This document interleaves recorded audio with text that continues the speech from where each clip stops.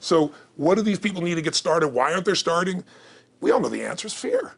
But the difference with you guys or me or anybody who's followed through is we're more afraid of what life would be like if we don't follow through than the person who's willing to settle for what they got and kind of hope it'll change and maybe purchase something for the moment and then not follow through on it. It's almost like people, overachievers, have a little more fear. They're a little more afraid of missing out. They're afraid of not being there, or they got a strong enough reason to follow through. So I'd say if you're looking at home, you want to give somebody some value, go, where do I start? I'm sick of this. That's a damn good place. That's probably why they bought the product in the first place, but now they're not. To escape from that for just a minute. What's that? They bought the product to escape from that state. Just for a moment. Yeah. So, because well, guess what? What makes people excited is progress. You don't have to be at the goal yet to feel alive again. You have to make progress. And the first step to progress is making a decision and buying the product. But then they don't do the second step, which is open the damn thing up. I think another powerful distinction that you're hitting on here is the fact that a lot of people that have breakthroughs in their lives, like including Frank and I both in different, success stories, situations, whatever you want to call them, is that, people typically hit rock bottom before that must is a reality. You're right. So in thinking of that, because a lot of things as well, like we hear in marketing, like if you had a gun to your head right now and you had to make money in the next, 48 hours, what would you do? And that really resonates with people. But so I just wanted to bring this into the conversation because I think a big part of the market of all these people aren't people that have their backs completely against the wall yet. That's right. Okay, so they're not in a must situation yet. They're in a desire situation where they're okay in their lives. They do have big dreams and ambitions. They do want greater things, but it's not pushing them yet to the point where they will do what it takes to master have the something. must. So what do you think? How do people go from not having their backs against the wall when they have no choice to say, I'm totally sick of this, to conditioning their minds to go from their situation where they are, which may be okay, to getting something greater? Well, think about this.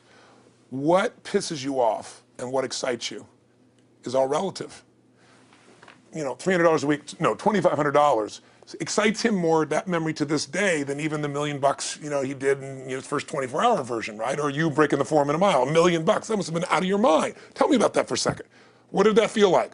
You make $1 million in 24 hours. Nobody in history of the internet's done it. Euphoria. Yeah. It was unbelievable. What was your? It wasn't even about the money. That's exactly right. That's exactly right. It wasn't really about the money. No, it wasn't. I wasn't thinking like, oh, that's how many cars I can buy. No. It just wasn't. It was just breaking through like another barrier of progress. So at that point, it wasn't about your back to your wall. At that point, what it was really about... It was a further point for my fear, is what it really was. Further point for your fear, and for some people, and I think in some cases, it's also a recognition of who I am and what I'm capable of. So for somebody whose life is already great, this is about, what if I could take on another skill that could create more freedom for my life?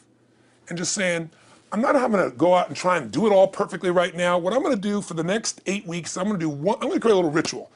I'm going to do one thing a day to condition my mind, right, so that I get strong, so I follow through. I'm going to read something. I'm going to listen to something. I'm going to immerse myself. I'm going to go for an intense jog, or I'm going to go lift weights, but I'm going to do it consciously to get in a state where I'm going to follow through. That's number one, because people follow through when they're in state.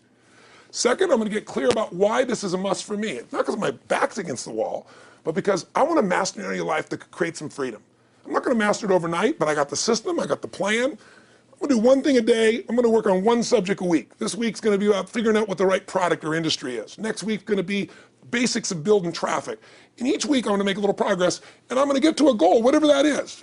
I'm going to make $1,000, my $300 in a week. I'm going to get to my $2,500. That first $2,500 is the most excited. Unbelievable. The first $300. I remember it's the most life-changing too. It is the most life-changing. I remember I was supposed to be a truck driver, making $24,000 a year because I'd be making the most anybody in my family had ever made. How'd that work out for you? Yeah, real well. Thank God I'm not driving a truck, right? I think you could pull the truck. I figured out I could pull it with my finger, man. I could do it with my teeth. I could pull it with my teeth, right? 36 grand a year was the goal. If I could make 3 grand in a month. When I did that, it was out of my mind. And then it was like, could I make 10 grand a month? Then it was 10 grand in a day, then 100 grand a day. Then could I make $1 million in a day? I had a day where I made $400 million in a day. The stock value of the company I took public, my personal stock. But it was probably after I did it, though, so it doesn't really count. I'm just joking. You're right. People don't remember who's first, Tony. 400 million, $1 million, it's all who cares? the Who same. cares? No, I'm not saying that's to brag. amazing, though. I'm not saying to brag. of It's course. because they told me when I was on stage, I had this audience of about 15,000 people at the Continental Center. It was during a stretch break. I was doing what I loved, rocking the house. Everybody's going crazy. And they go, the stock's worth $400 million right now. I was like, wow, that's cool. It's like, Okay, no one sounds stupid. It's like, what's next? And I went right back to what I loved. Once you break through, then it just becomes a game. The people that are getting your products have not yet broken through in most cases. The breakthrough happens by conditioning your mind every day, by feeding it a role model or a story. It's putting yourself in a peak state where you follow through by getting physically strong. It's creating a little ritual of doing a little bit each day, and then you get momentum. But the most important thing of all is what we started out with. Why? Absolutely. Why is it a must for you? It doesn't have to be you're against the wall, but it has to be something you're hungry for, because the only difference in people is hunger. And if you're not hungry, get around people that are hungry and something will hit you. You watch a conversation, you get around people that are doing better, and all of a sudden you start going, my life sucks. I remember I went to a guy in LA. He's one of the most multi-billionaire guy, I'll never forget. And I lived in the Del Mar Castle, and I was really proud. That was like the symbol of me having taken myself from being poor to providing for my family this great place. It's built from castles in Europe overlooking the ocean, not far from you. And I went to this guy's house. He's a billionaire. He took me down to his wine cellar. I don't even drink wine. Went through this whole thing. At the end of the night, I was depressed. I lived in the Del Mar tenement, as far as I was concerned. I really was. I was like, I live in a crappy place, and all my standards changed. All of a sudden, I wasn't willing to settle for living that. All of a sudden, my back was to the wall in a different way, because as a man, I knew I was capable of more. So people can change their standard by getting around where it's better. People can change their standard by getting associated with what's true, like the bills they got to solve, the problems they got to do it. Or they can do it because they're excited because it's something new they want to take on. Everyone's different, but they got to find the why, and they got to come up with some daily rituals to get them going, and just do a step at a time. That's where you get momentum. Awesome. That is awesome. So, think about what's the holy grail between somebody taking action or not. It's one word: certainty. When somebody is absolutely certain, the common word is believe, right? But you can believe at a general level, or you can believe with certain. When you're absolutely certain that if I do this, it's going to get that result, and that result's going to change my life, you'll do it. When you think it absolutely is not going to work, you're never going to do it. The middle no man's land of maybe it'll work, maybe it won't, that's the piece that kills people, right? So if it's a must for you, you got to make it work, right? In our case, right? That's an example. If it's not a must for you and you're not sure, you don't know what to do. So years ago, I'd look around and say, okay, how do people get themselves to follow through that haven't been following through? What's the difference? And I started interviewing hundreds of people, literally, and eventually thousands, because I had thousands of my events. So I'd ask the group to give me their feedback. And I came up with this model. It's like the holy grail of belief, or the holy grail of momentum. It's like the difference between what makes the rich get richer and the poor get poorer, right? And the difference we all know is mindset, but like, how's that built? So this is what I did. I created stupid little 4 little boxes, and I'll scribble it here for you. You think about the first thing that determines whether you can do something or not, and I put that in this first box at the top here on the left side, and it's potential. Like, what's the potential of a human being? Like, when you guys started, you proved something no one had done in history. You ran the 4-minute mile, right? For golly knows how many centuries, they're trying to run a 4-minute mile. Roger Bannister does it. How did he do it? Do you remember?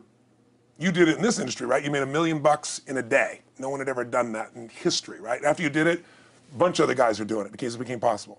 Roger Bannister didn't just go physically practice. He made a shift in his head. He practiced in his head because he could never achieve it physically, so he had to change in his head first so that the result became certain enough he believed it, and then his body got him through. After Roger Bannister ran that 4-minute mile, within 2 years, 37 people ran a 4-minute mile. Wow. When no one in history had ever done it. Now here's how it works. The potential for anybody getting your product is extraordinary. They could do what you've done as much, more or less. They can do whatever they want to do. The potential's there. The market's proven that. Whether or not they tap into that potential has a lot to do with what action they take, which is the question you came to me with, right?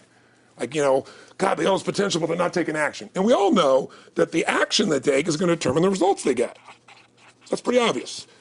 So most people have a belief about what their real potential is no matter what you tell them.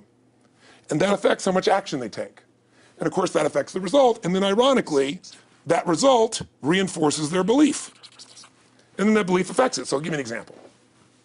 Let's say a person has unlimited potential, we all agree.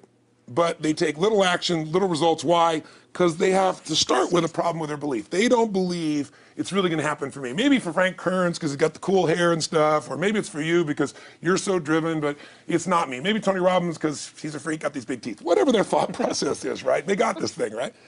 But what happens is, if you believe that there's very little potential, how much action are you going to take? Nothing, little. And when you take little potential with a little action, what kind of results do you get? lousy little results. And when you get little results, what does that do to your belief? You go, see, I told you this was a waste of time, told you this wouldn't work. And then what happens? You tap even less potential. You take even less action. You get even worse results, and your belief gets even weaker. And this sucker feeds on itself until you are in a downward spiral. It's poisonous. It's poisonous and it's self-fulfilling. Now, what if something could happen that could come along and fill you with a sense of absolute certainty? Not like I believe, but mean where you know. In you guys' case, mine as well, we knew because we had to. Because we burned the boats. There was no other option. We had to find a way. We weren't going to live that way. We all did it in different ways and for different reasons, but in essence, that was it. If you get yourself in a state of certainty that this is going to work, I'm going to find the way, and if this doesn't work, I will make the way, then you tap a lot more potential. And when you're certain in your potential, you take massive action. When you take massive action, you really believe in something, you get great results. When you get great results, your brain goes, see, I told you I was a stud. I told you this thing would work out. Now you're even stronger. You tap more potential, take greater action, greater results. That's how you went from $300 in a week to $2,500 in 5 days to $100,000 in a month to $1 million in a day. Same thing with you. And we get momentum. That's why the rich get richer and the poor get poorer. Now some people go out and they go, well, I'm going to take a bunch of action. All right, I'm going to open this product. I'm going to try it. And they'll say to you, I even did it. But it's like a salesman who goes and knocks on the door and he knocks on 100 doors and says, You don't want one of these, do you? yeah, exactly right. You know? And even if he doesn't say it verbally, his face says it because he doesn't believe it's going to work. So his voice, his body, the execution is so weak. Maybe if he talks to 100 people, somebody's going to buy out of pity. They don't want his kids to starve, right? But he's not going to get the result. So the core difference in people is how do you produce certainty when the world isn't giving it to you? You go out and you try, in your case, you're 100,000 in debt, nothing's working. How do you keep yourself going? The way you did it, the way I did it, the way you're doing it, we may not have done it consciously, is we didn't change our potential, that was there. And it wasn't even taking more action. Taking more action with a belief it's not gonna work, it's not gonna change anything. We got results in our head that made us feel certain as if it had already happened. True or false for you? True. Right? So give me an example so people know I'm not just making this crap up. Well, I mean, just like when I had nothing, I already knew I was driving like Ferraris and Porsches and stuff because I always wanted those cars. I already knew I was going to have them. It was inevitable. Right. I inevitably, that was just my inevitable outcome. But how did you do that? Did you have a ritual? Did you think about it regularly? Was it one time you thought about it, or was it something you had an obsession towards? I had an obsession towards it. I mean, I used to work at a video store, which is the last job I ever had in my life. Thank God. And I used to go to work almost every day, and I used to bring 2 magazines with me to read on my breaks. Entrepreneur magazine, just to read about business and everything else, to read about what other people are doing, look for role models.